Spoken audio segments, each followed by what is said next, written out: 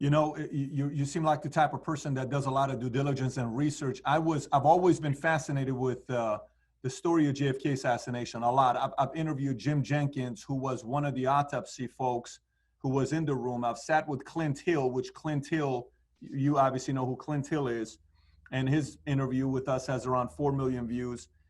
Sat down with Abraham Bolden, sat down with several different people to talk about that. Over the years, whether it's 1968 with your father or your uncle, I can only imagine you reading pretty much anything and everything that comes up about that topic. You know, it's one of the most talked about topics around the world. What conclusion do you have so far today with what happened both with your father and your uncle? Well, I have spent a lot of time researching it. I actually got deep into the research and actually started interviewing people for when I wrote my latest book, American Values. And I did 2 chapters on both the assassinations. At the last minute, I left them out. But if you read the book, you can see where it's going. And I interviewed people who were, who were part of the Cuban CIA group, which is clearly the group that was was involved in my uncle's assassination. I interviewed CIA officials. I interviewed twice. I spent time with Fidel Castro talking about him. Because the Cubans were so deeply involved in the CIA Cubans, the same ones who were trying to kill Castro, were the ones, that division that was led by David Atlee Phillips. And Phillips was a CIA propagandist. He had been involved in the 1953 coup in Guatemala against Jacob Arbenz. He was at the Bay of Pigs. He was doing propaganda there, and then he ran the Cuban sabotage program, Alpha 66, these raiding groups. And it was people from those teams that were the team that was involved in the assassination. Lee Harvey Oswald, he was also Lee Harvey Oswald's case officer, David Atlee Phillips. Originally, Lee Harvey Oswald had worked directly for James Jesus Angleton, who was the counterintelligence. So Lee Harvey Oswald had been a radar operator at the Atsui Air Force Base in Japan, and that's where the U-2 flights had taken off. So he had very high security post, top secret. He defected to the Soviet Union in 1957, but his defection was what they called a dangle. It wasn't a real defection. He was actually a CIA asset from that time. And he was working for Angleton. And the reason for his defection was that that there was a mole in Langley that they never found. And it's the reason they never had a good spy in Russia.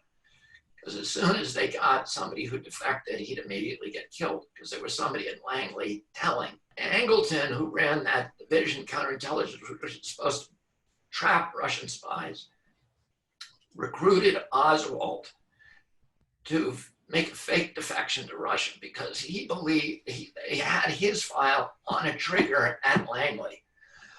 And they assumed that the KGB would be wondering, who is this guy? Is he real? And that they would contact the mole at Langley and say, go pull his file and tell us what it says. So he had a trigger system and eyes on that file so that he would know if somebody pulled it and he'd know that that was the mole. It never happened.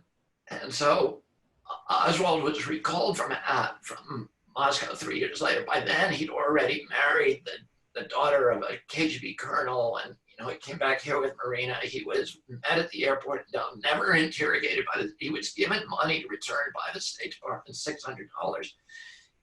He flew to Dallas. He was met by a CIA agent or assets in Dallas, who then took care of him, who ended up getting him the job at the book depository, who took care of him through all of his sojourns. But the whole time he was reporting to 2 men, David Johannides, who ended up being the liaison with the Warren Commission.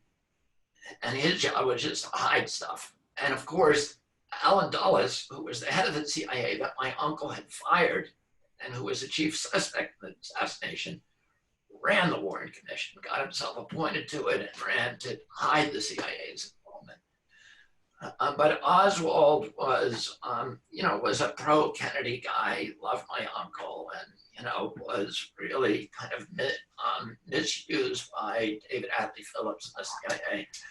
And I spoke to Cubans who met Oswald and met him with David Atlee Phillips. And, I think it's, at the time, the Warren Commission, they were able to hide the CIA involvement, but by 75, when the Hart's committee met, they made the conclusion that, yeah, it was a conspiracy. And the staff for that committee all concluded that it was the CIA that had done it. And I think now we have so much evidence and so much documentation that it's really would be almost crazy to think that they were not, behind it.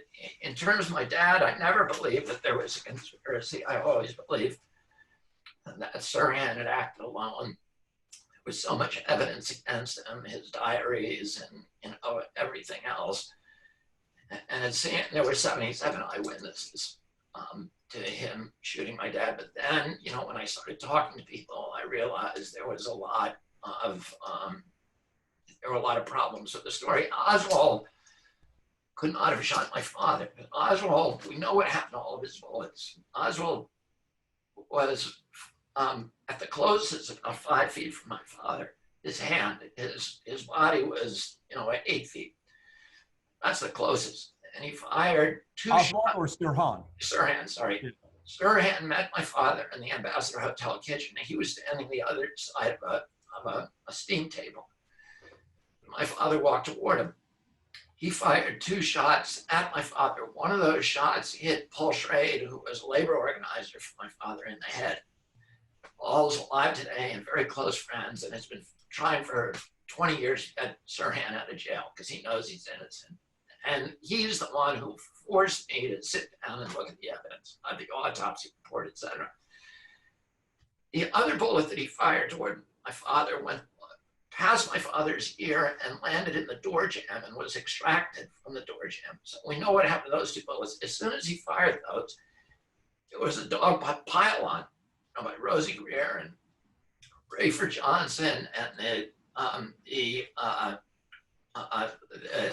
concierge for the hotel. A whole bunch of people grabbed him, and the first thing they did is point his gun away from my father, the opposite direction, but they couldn't get it away from him. And Sirhan fired 6 other shots and emptied the chamber. It was an 8-shot revolver. And every one of those shots hit somebody. So we know what happened to all of them. There's 2 shots that way, we know what happened. And there were 6 shots the other way. My father was killed by 4 shots from behind. And all, according to Thomas Noguchi's autopsy, Thomas Noguchi never believed Sirhan killed him. And he's the greatest, coroner in the history. He said every one of those shots left tattoo on my dad. So they were all contact shots. The barrel of the gun was actually touching my father when the killer killed him. And so what clearly happened is Sirhan was a distractor. He was firing the shots. He had no memory of it. Virtually everybody who's interviewed him believed that he was under some kind of hypnosis. He fired the shots, and while people were looking focused on him, another person fired 4 shots from behind. One went through harmlessly through his shoulder pad of his suit, and the 2 went to his back and went into his head. But in every case, the gun was touching him. Now,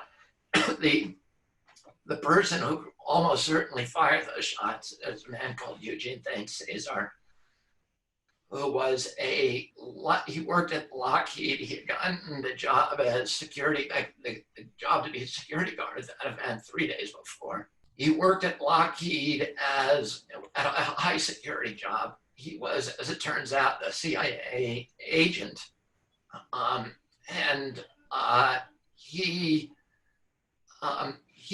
He admitted he was seeing my father when he fell onto Cesar.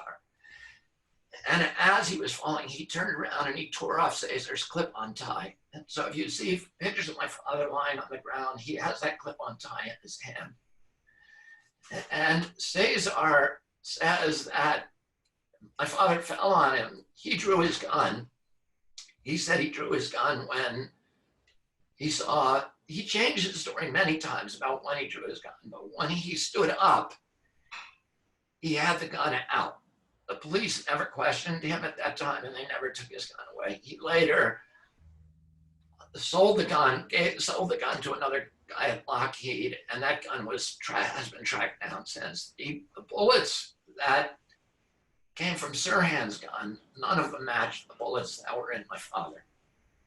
Oh, it's impossible that Sirhan killed my father, and Eugene Thames says, I was in negotiations with him 3 months ago to go over to the Philippines to meet with him, but he wanted to charge me $20,000 for the interview. And he died about that time.